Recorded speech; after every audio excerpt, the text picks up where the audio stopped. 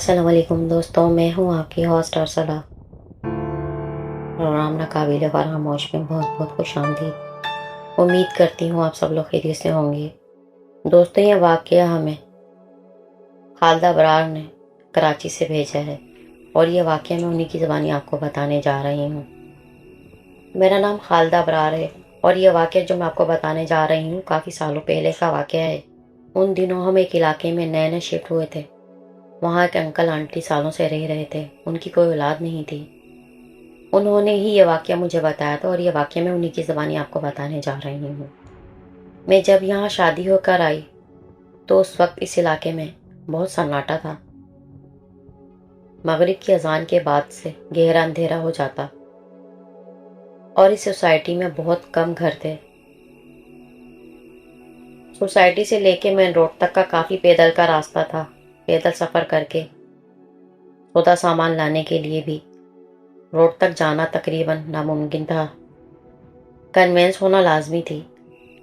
کافی سال گزر گئے، میری اولاد نہیں ہو رہی تھی۔ ایک دن خوشی کا دن آ ہی گیا اور ہمارے گھر میں 11 سال کے بعد ہمارا بیٹا پیدا ہوا۔ انہی دنوں کچھ عرصے پہلے ہمارے پڑوس میں ایک انکل آنٹی شفٹ ہوئے۔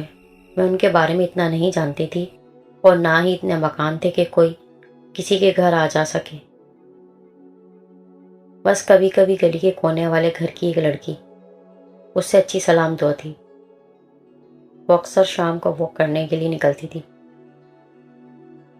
اس نے مجھے بتایا تھا کہ جو نئے انکل آنٹی ہیں ان کے گھر سے کچھ عجیب و غریب آوازیں آتی ہیں۔ میں نے پوچھا کہ کیسی آوازیں آتی ہیں تو کہنے لگی کہ عورت اور مرد کی ملی جلی آوازیں، خوفناک آوازیں۔ خیر مجھے تو وہ آنٹی عجیب ہی لگتی ہیں۔ میں نے اس کی بات کو اتنا دھیان نہیں دیا۔ میرے بیٹے کو پیدا ہوئے 2 مہینے ہوئے تھے۔ ایک دن میں کھانا بنا رہی تھی، مغرب ہونے والی تھی کہ زور زور سے دروازہ بجا۔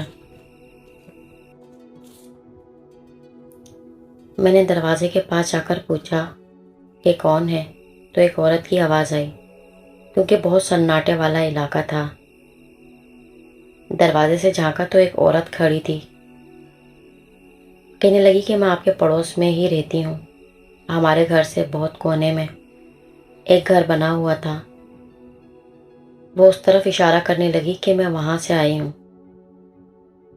میں نے اسے گھر میں بلایا، تھوڑی باتیں وغیرہ کی۔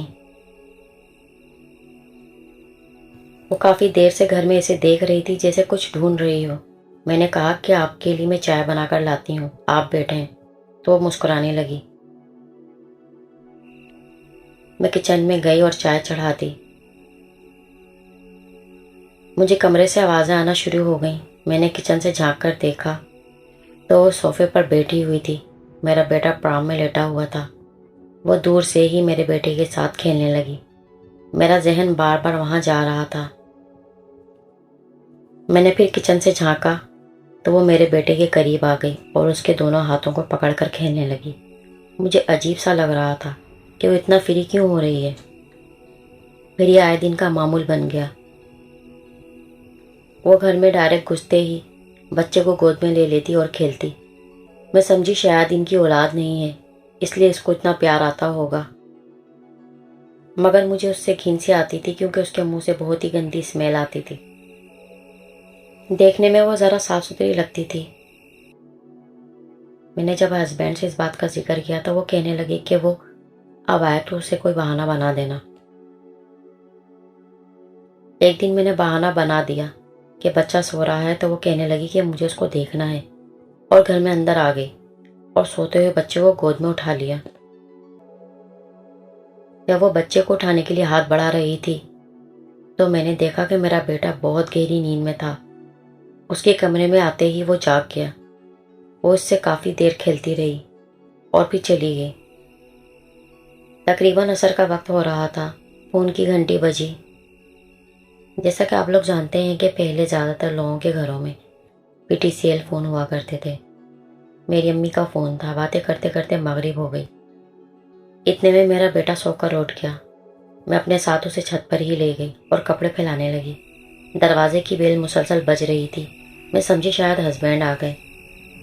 میں نیچے گئی اور دروازہ کھولا تو وہی عورت اندر آ گئی۔ میں نے بہانہ بنایا کہ میرے ہسبینڈ آنے والے ہیں، مجھے کھانا بھی بنانا ہے اور لائٹ جانے کا ٹائم ہو رہا ہے، پلیز آپ ابھی چلی جائیں، ہسبینڈ غصہ کریں گے۔ کہنے لگی کہ جب وہ آ جائیں گے تو میں چلی جاؤں گی۔ مجھے غصہ آنے لگا کہ وہ گیٹ سے اندر ہی گھستی چلی گئی۔ اتنے میں فون کی گھنٹی بجی۔ میں نے ریسیور اٹھایا تو ہسبینڈ تھے۔ کہنے لگے کہ آج آفس سے لیٹ ہو جاؤں گا، پریشان مت ہونا۔ میں نے ہسبینڈ کو بتایا یہ عورت گھر میں گھس گئی۔ میں نے بہت کوشش کی، بہانہ بھی بنایا، مگر وہ گھر میں زبردستی گھس گئی۔ ایک دم میرا دماغ چھت پر گیا۔ میں بیٹے کو پرام میں لٹا کر گئی تھی۔ میں نے ہسبینڈ سے کہا کہ اوپر بچہ اکیلا ہے۔ ہسبینڈ نے کہا کہ فوراً بھاگو، دیکھو جا کے۔ میں نے فون رکھا اور دیکھا تو وہ عورت کمرے میں نہیں تھی۔ ہماری چھت پر ایکسٹرا پلر باہر نکلے ہوئے تھے، جو اکثر آپ نے چھتوں پر فرش سے نکلے ہوئے دیکھے ہوں گے۔ میں جب چھت پر بھاگتی ہوئی پہنچی تو عورت اور مرد کی مکس خوفناک آوازیں آ رہی تھیں۔ اس کے بعد جو منظر میری آنکھوں نے دیکھا، جس کو دیکھ کر میں پاگل ہو گئی، اس عورت نے میرے بیٹوں کو ٹانگوں سے پکڑا ہوا تھا اور اسے سری میں دے دے کر مار رہی تھی۔ سریا میرے بچے کے اندر سے آر پار ہوتا گیا، وہ خون میں بھرا ہوا تھا۔ وہ میرے بچے کو سری میں مارتی رہی۔ میں نے اس کو پیچھے سے بالوں سے پکڑ کر کھینچا، اپنی کونی ماری جس سے وہ دور جا کر گری۔ 4 سے 5 مردوں کی طاقت اس میں آ گئی تھی۔ میں نے فوراً ہی چارپائی کی لکڑی کا ڈنڈا اٹھا کر اس کے سر پہ زور سے مارا۔ وہ گر گئی۔ وہ مسلسل چیخ رہی تھی، رو رہی تھی۔ مجھے اپنی آنکھوں پر یقین نہیں آ رہا تھا۔ میں بھاگتی ہوئی مدد کے لیے روڈ پر نکل گئی۔ دور دراز کے گھروں سے لوگ باہر آ گئے، عورتیں نکل آئیں۔ جب ہم چھت پر گئے تو وہ عورت جس کو میں نے بڑی طاقت سے سر پر ڈنڈا مار کر اس کا سر پھاڑا تھا، وہ غائب تھی۔ ہمارے گھر میں کوہرام مچا ہوا تھا۔ ہم میاں بیوی دھاڑے مار مار کر رو رہے تھے۔ کچھ دنوں کے بعد پولیس نے آدھی رات کو اس عورت کو ایک کچرے کے ڈھیر سے پکڑ لیا۔ وہ وہاں پر کچھ کھود رہی تھی، پتہ نہیں وہ اس بار کس معصوم بچے کو اٹھا کر اس کو زندہ دفن کرنا چاہتی تھی۔ پہلے تو ہم لوگ اس کو نفسیاتی اور پاگل سمجھ رہے تھے، لیکن بعد میں پتہ چلا کہ اس کے اوپر لاتعداد شیاطین جنات کا سایہ ہے۔ ہم نے کیس بھی کیا۔ اس کے شوہر نے میرے شوہر کے پاؤں پکڑ لی کہ خدا کے لیے ان کو معاف کر دیں، یہ پازسٹ ہیں، آئے دن ان کو دورہ پڑتا ہے۔ میں علاج کروا کروا کر تھک گیا ہوں اور میں نے ان کو ان کے حال پہ چھوڑ دیا ہے۔ یہ ایک دم نارمل ہو جاتی ہیں اور ایک دم ان کی آواز بدلنے لگتی ہے۔ ان کے اندر کے موجود شیاطین ان پر حملہ کرتے ہیں، راتوں کو گھروں سے باہر نکل جاتی ہیں۔ جتنا بھی گھر کو تالا لگا دو، پتہ نہیں یہ کیسے باہر نکل جاتی ہیں۔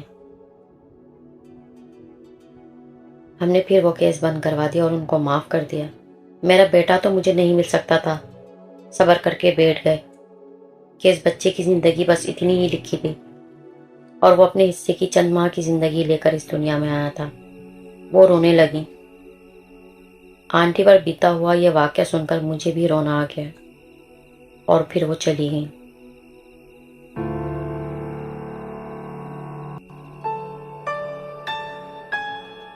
دوستوں، کس کس طرح کے کیسز سامنے آ رہے ہیں؟ اپنی اور اپنی فیملی کی حفاظت کریں، ان معاملات سے دور رہیں۔ دوستوں، یہ تھا واقعہ جو ہمیں خالدہ برار نے سینڈ کیا۔ آپ بھی اپنے واقعات ہمیں واٹس ایپ پر دیے گئے نمبر پر شیئر کر سکتے ہیں۔ جو نئے آنے والے لوگ ہیں وہ ہمارے چینل کو سبسکرائب کر لیں، لائک کر لیں، شیئر کر لیں اور بیل آئیکن کو بھی پریس کر دیں تاکہ میری ساری نوٹیفیکیشن آپ تک پہنچ سکے، آپ لوگ میری ویڈیوز بآسانی دیکھ سکیں۔ چلتی ہوں، پھر سے لوٹ کر آؤں گی ایک اور نئے ناقابل فراموش واقعے کے ساتھ۔ تب تک اپنا بہت خیال کرتے رہیے گا، دعا میں یاد کریے گا۔ اللہ حافظ، فی امان اللہ۔